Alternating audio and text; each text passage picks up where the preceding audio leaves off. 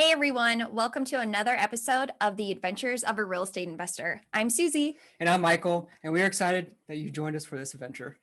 Today's guest is Camilla Jeffs. Thank you. So excited to be here.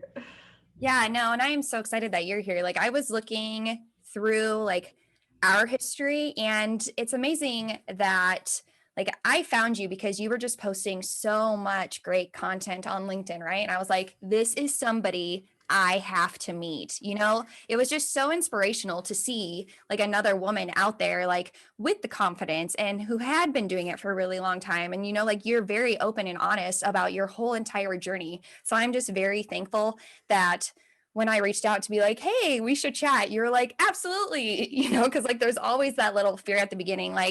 Is it weird if I reach out to a stranger? I feel like I know them, but they don't know me. Yeah. So thank you so much for talking and chatting. And then I'm glad that we just have been able to stay connected this entire time. Yeah, you bring up a great point, Susie, because we always feel nervous to reach out to someone who looks like they're so far ahead of us, but really those people are so excited to talk to you. I found that every person I've reached out to in the real estate community has been so gracious and happy to talk to me and to help me along my way, and I just like to repay that to anyone else. So anyone who's listening, reach out to me for reals. I would love to talk to you.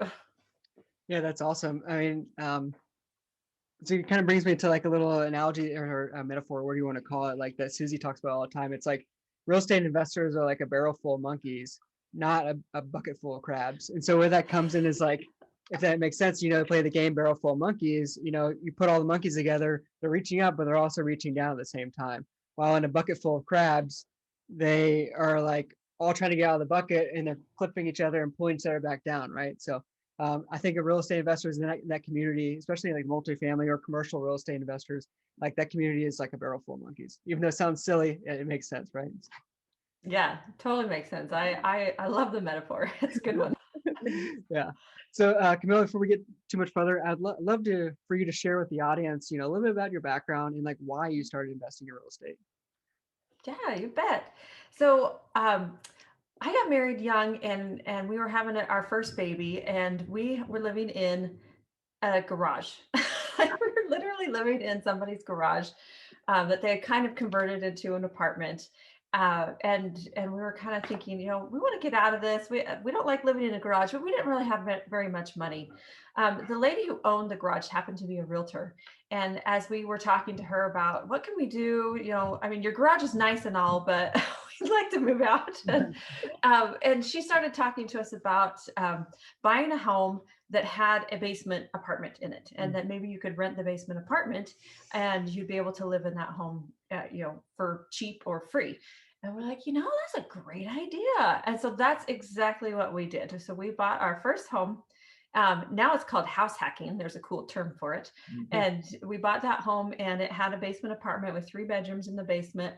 We rented it out to 3 single guys. Maybe that wasn't the best idea, but and we lived in the top. The house had a pool, and we were paying about $100 a month to live there. That's awesome. And that's when I was like, whoa, okay, there's something really cool about real estate that I really need to study this more. And so then I just started diving in, and I started reading book after book. And of course I read the classic Rich Dad, Poor Dad, and went, okay, yes, this is eye-opening and enlightening. And from there, we started acquiring, the next step in our journey was to acquire a live-in flip. And a live-in flip is where you buy an old junky house and you move in because you can get better financing if you're owner occupied. Mm-hmm. And you fix it up yourself, or I guess you could hire it out, but we were DIYers. And then you move out and you either rent or sell it. Right. And so you can start acquiring. So we started acquiring single family rentals that way. And then through the journey, I was like, single family is cool, but I'm going to try a fourplex. That sounds even more cool. And so then we bought a fourplex, and we got a partner on that to be able to purchase the fourplex. And at that point, we were up to about 10 units. And I was like, wow, this is a lot. And so then I launched my own property management company to really manage all those properties and work through that. And and we kept kind of acquiring like that. And we did that for 15 years. And then after 15 years, I got tired because it's a lot of work. It is a lot of work to manage single family rentals, to do all the maintenance, to go out and, I mean, because we were doing it all, right? We were out mowing the lawns, we were, fixing the toilets, we were fixing the leaks, and we were happy to do it, and we were making good money from it, but just so much work and so much time.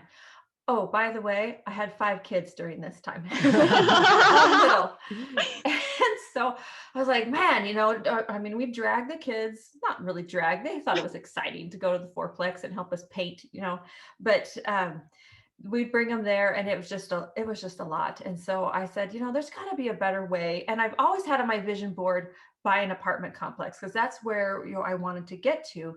And but I had no idea how to buy an apartment complex. And so in my brain, I'm thinking, apartments cost millions of dollars. How in the world do you ever buy an apartment complex? Yeah. Right. Because I was only thinking about it from a single person point of view. Like, how could I, Camilla, buy this apartment complex? But it doesn't work like that. It works with partners. And so that was kind of a shift I had to make. But in 2019, I finally made the leap and went into large multifamily. And I love it. I absolutely love it. There's so many great benefits to having multifamily over single family. And we can get into that later if you want. Yeah, that's great. So I had a question about your property management company. You said you launched your own property management company, managing like all these single family homes that you had. Like, did you like hire employees as well? Or, you said you're out there mowing the yard and stuff like that. You're just kind of your own thing, huh? Yep. Just did it all on our own. I mean, me and my husband, Yeah. right? So he was the maintenance man, and then I was the business, the person who ran the business. I did all the marketing, the accounting, the the back end stuff, and met the tenants there, did all the screening of the tenants, and yeah, we had our whole operation going.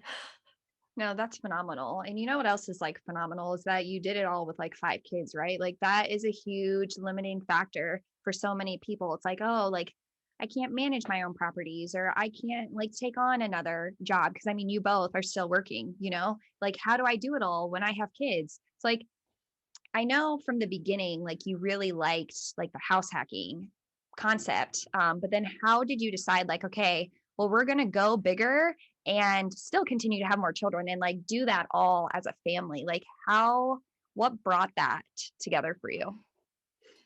So as we were, thinking through how to really do this with children, um, it really just I've always been someone who thought of children as just a part of what you do, right? Like I don't want to be the mom that has the job that shuts the door and shuts everybody out, and then I work and then I do mom stuff, right? I don't like separating it as much. I like to involve my kids in my business as much as possible. So we have, like, at the dinner table, we have conversations about investing, and my kids like laugh about it now. We talk about investing all the time. In the car, we talk about deals that we're looking at, and opportunities that are coming our way, and we talk about the different ways that you can leverage other people. We talk about opening businesses, entrepreneurship. I mean, all that is just regular conversation at the Jeffs household. and, and then also, when we do our live-in flips, like we just finished a really big one in Arizona, where we did a full gut rehab while we were living there with all 5 kids. And of course it's a mess, right? And I'm not going to pretend that it was all happy and joyous the whole time, because it definitely wasn't. There was many days where I was very angry and just not happy to live in a construction zone. Mm-hmm. But the value that the children got out of that, I mean, there was one day I remember that we had to tear up the hardwood floors because we thought we could salvage them, but we couldn't. So we had to tear up hardwood floors. And if you've ever torn up hardwood floors that are just glued, they are glued the heck down. There's no way to do it other than crowbar and hammer, and they come up splinters at a time. Mm-hmm. And it's ridiculous hard work. But we had all the kids there doing it. We take videos, we like videoed, and we like to post about it on Instagram, our adventures. And And it's amazing to look back on that, right? I mean, in the moment, you're not necessarily happy. The kids were happy for an hour, and then the next 8 hours were not happy hours of hard physical work. But there's something that happens when you participate in hard physical labor and you do it together as a family. Like I tell you, our family is so close. We are so close. I mean, 5 children, you'd think there'd be fighting all the time.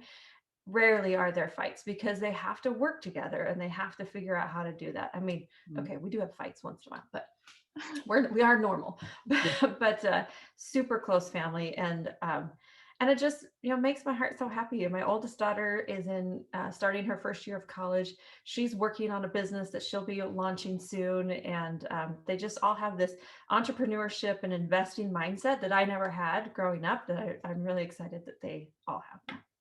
No, that's actually really wonderful, and especially like doing it all together. I love that it's like brought you closer, because even right now, like so many people say like, oh, I wish I had more time with my family, but you found a way to like bring that all together, right? Like do real estate and have your family there all at the same time to like have that time together, because it's huge, right? Even as you were saying, like you find ways to like work through tough times differently, so like when they go off to college or when they start their business or when they go into like their first career, whatever it is, they've already come into a situation where it's like, okay, well, I've encountered problems and I then have to communicate through it effectively in order to continue, because like there's a start to this project and an end to this project, and if it's successful, then we need to like find a way for the all the problems and the solutions in between. So that's really awesome.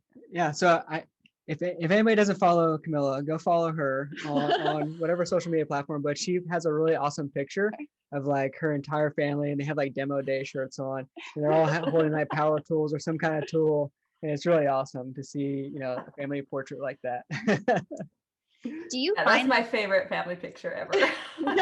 Please tell me that was on like a Christmas card or something. Do you find that like now that you've been doing this for so long, like with them involved, do they come up with like creative ideas towards real estate? Like, I just don't know. Yes, I know they're involved with like the physical labor, but I was just wondering, I guess, if they've gotten to the place where they're like, I think that would be cool, or I really like that. I want to implement that this way. Yeah, so I mean, they're in the learning phases still of what they can and can't do, and how they're learning. But I did involve them in a lot of design choices as we were looking at the design, and because that's not actually, honestly, that's not my strong suit. I kind of hate design.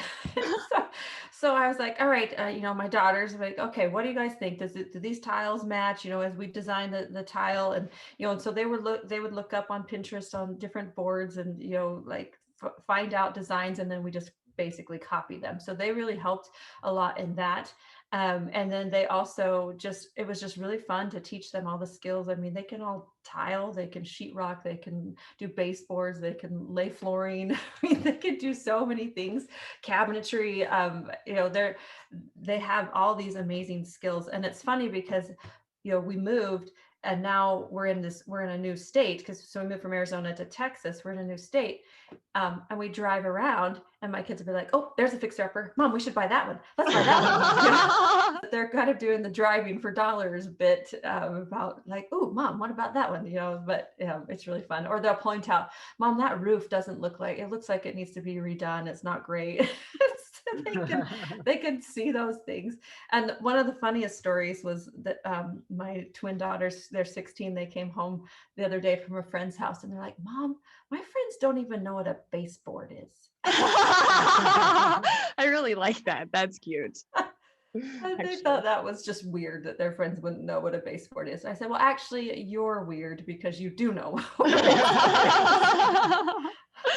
No, that's phenomenal. I really like that.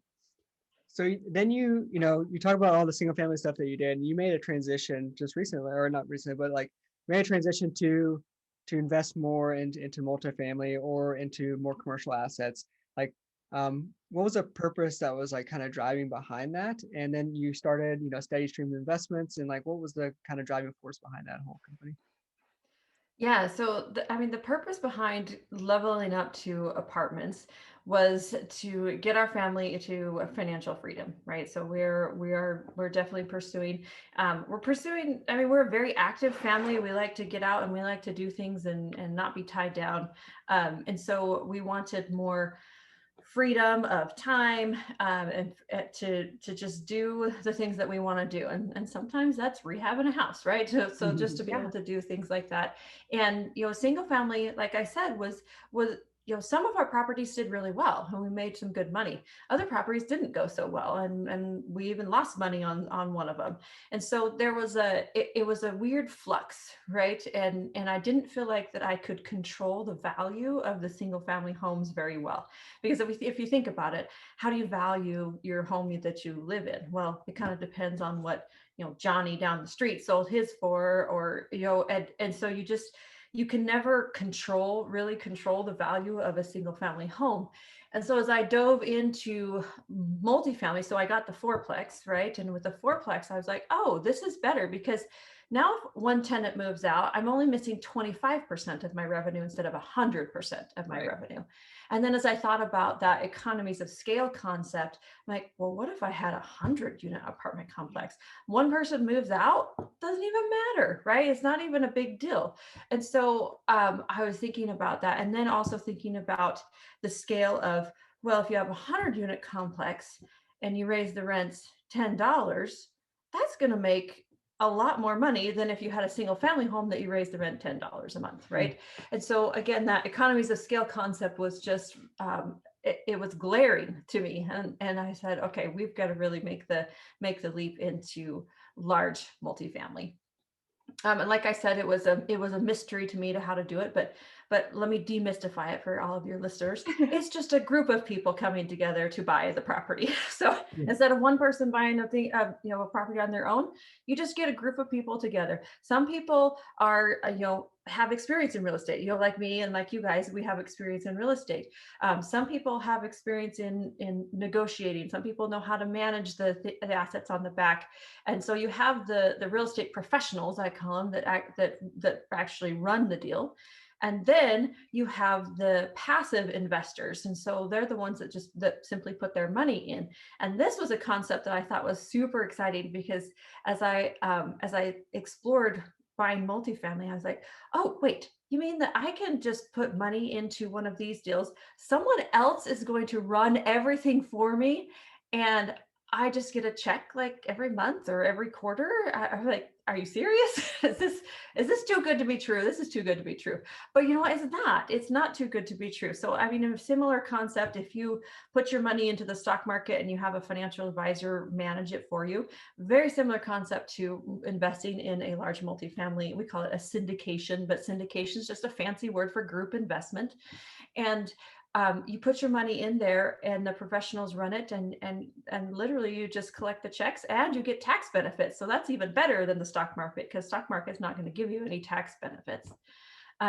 So I fell in love with that concept. I invested first as a passive investor into 107 units in Arizona, and I was just loving it. I'm like, this is so cool. I need to teach other people how to do the same thing, so that you can diversify your portfolio. I mean, you always hear about diversification, and a financial advisor will tell you, yeah, oh yeah, you got to diversify, but they only diversify you in the stock market. Hmm. But you got to think about other asset classes, because if you have all your money in the stock market, yes, of course, over 40 years, they say it's going to be a 12% return. But what if your year to retire is the year the stock market crashes? Hmm. Suddenly you're in trouble, right? If you don't have your money in other things, you don't have time to recover. You don't have time to run the recovery. And that's happened in several significant years in our history.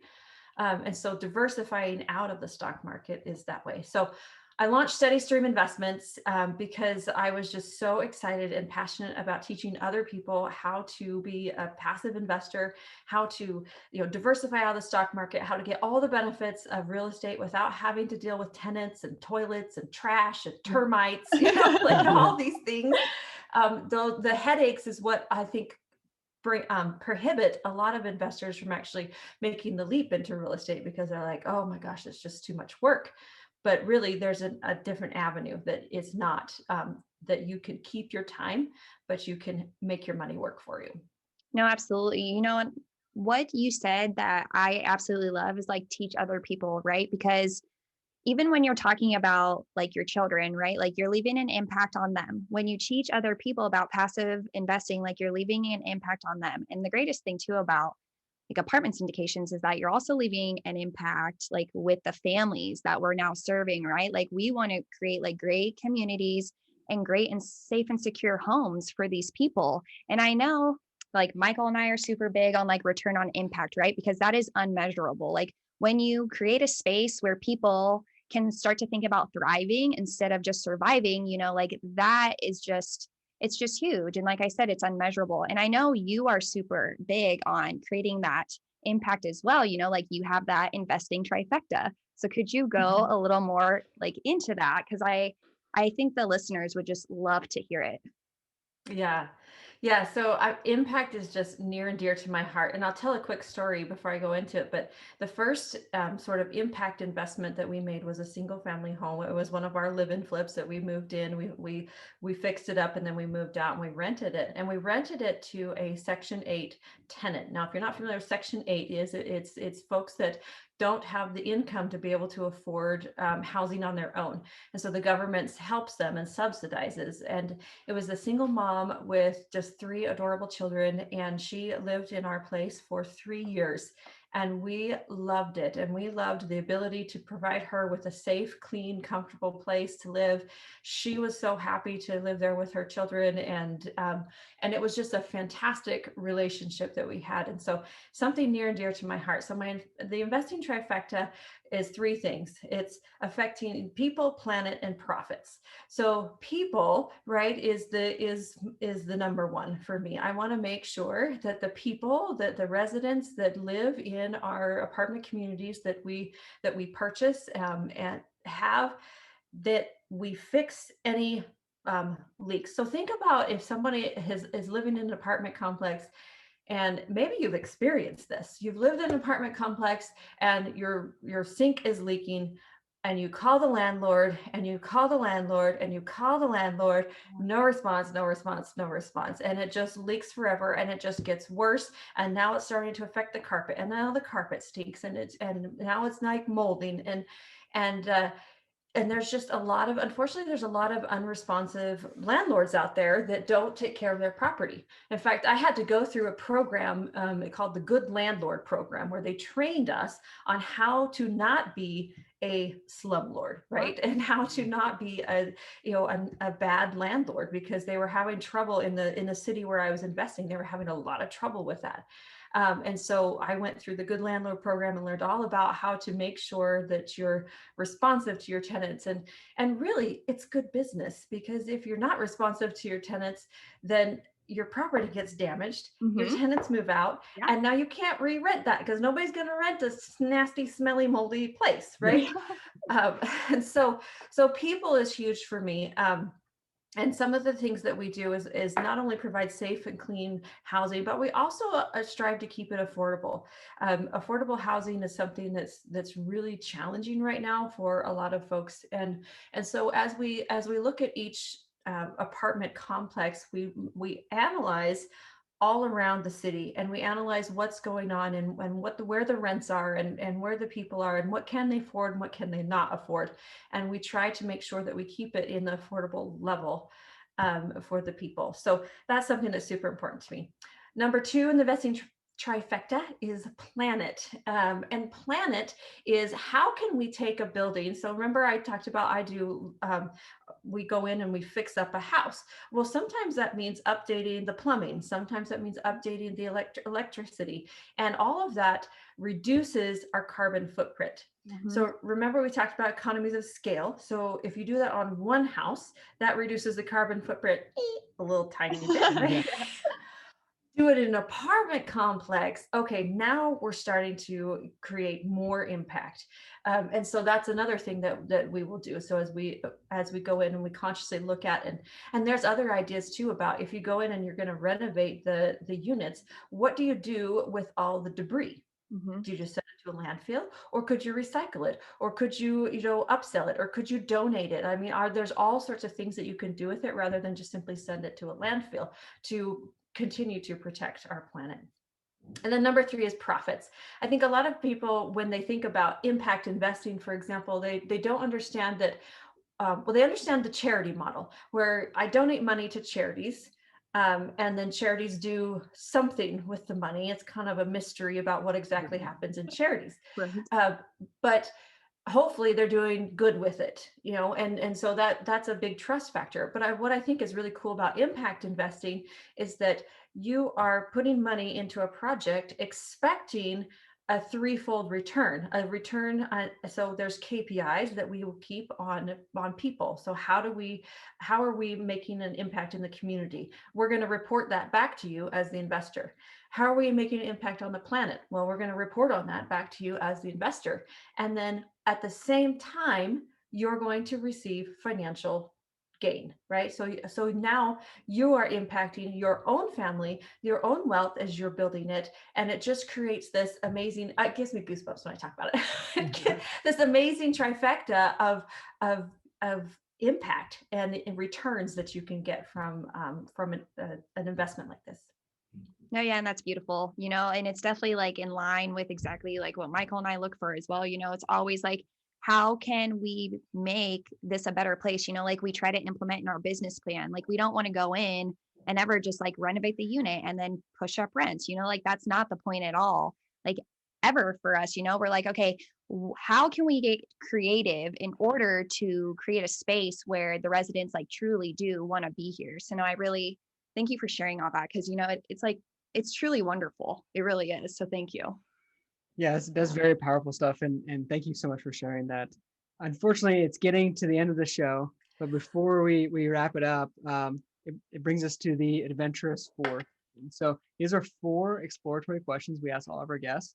So we'll dive right in. So number 1, where is one place you wish to travel and why? Really high on my bucket list is Portugal. and I'll tell you why. It's because my husband, when he was 19, he lived in Portugal for 2 years doing a service for mission for his church. And I've never been able to travel. So I hear his stories from there, and I've never been to Portugal. So someday he and I want to go back and explore the place where he lived for 2 years. Now, do you mind me asking where you lived? Like I'm just curious. He lived in Porto. Oh, cool. Nice. No, that's awesome. Yeah, that's awesome. Yeah. No, cool. And then, so the second question is, what is something that's on your bucket list and how are you leveraging real estate investing to achieve it? Okay. So something on my bucket list is actually to have a vacation home. And so a vacation home that our family, so 2 vacation homes, right? We want one in the mountains and we want one by the beach, so that our family can have a place to go and vacation, a couple times a year. Because like I said, we're really adventurous. We like to be outside and do recreation. And so real estate, actually, the really cool thing is you can totally leverage real estate to get a vacation home, because you can buy the vacation home and then you can rent it out while you're not there. So really simple concept that we're hoping to do this year. That's awesome. Yeah. Next question is, what is one piece of advice for someone who wants to start passively investing in real estate? Yeah. So my advice is start. So I talk to a lot of investors and there's definitely a fear, right? And I can tell you that the first time that I invested, because it's not a small dollar amount, it's not $5,000. You're talking $50,000 to $100,000 that you're investing at a time. And so I distinctly remember like hovering my mouse over like when it was time to fund and send my funds, and I was like, okay, look away and click. Oh, I hope it goes well. So just start, but make sure that you're investing with someone that you trust. So you can reach out to me or reach out to Michael and Susie, any of us. We're all about educating, and so education is crucial, because you don't want to get into an investment that you don't know much about. So educate yourself as much as possible and get involved with people like us who are all about education first, rather and deal second, right? We never want you to invest until you're fully comfortable in investing. well, fully comfortable is relative, right? Because there's always going to be that little bit of fear that you're going to have to get over to be able to get into a deal like this. But yeah, start and educate. Yeah, absolutely. I mean, education is huge. So thank you for that. And then the fourth and final question is, if you had unlimited resources available to you, how would you leave an impact? Definitely in affordable housing. So I would build affordable housing units all over the world for people to live, and that's exactly what I would be doing. No, I love it too. And I love that you like expand that to like all over the world, right? Because it's definitely not just a problem in the United States. It is a problem everywhere. So before we end the show, would you like to share with our listeners like the best way they can get a hold of you or get in touch with you? Yes. So you can connect with me on all the social medias. You can find me on LinkedIn, just with my name. On Instagram, if you want to follow my family's story and about all the fix-ups that we do, and you can see the kids working hard if that's exciting to you.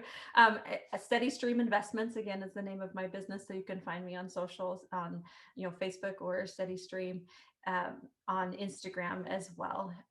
And then I also have a free course that I created called Passive Investing Made Easy. And it's just a series of videos that comes in that just walks you through the process from A to Z. Here's exactly what it is.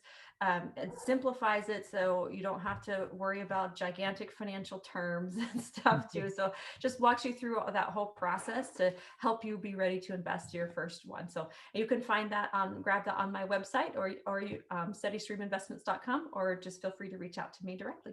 No, yeah. And thank you so much. And we will make sure to put that in the show notes. But yeah, Camilla, thank you so much for being on with us. Like, I'm so happy that you joined us today. And I really cannot wait for like our friendship and our partnership to grow. So thank you again. It was like a pleasure having you. Thank you. It was my pleasure. I loved it. You guys are great. Thank you. Until next time. Explore more. Adventure awaits. Woo!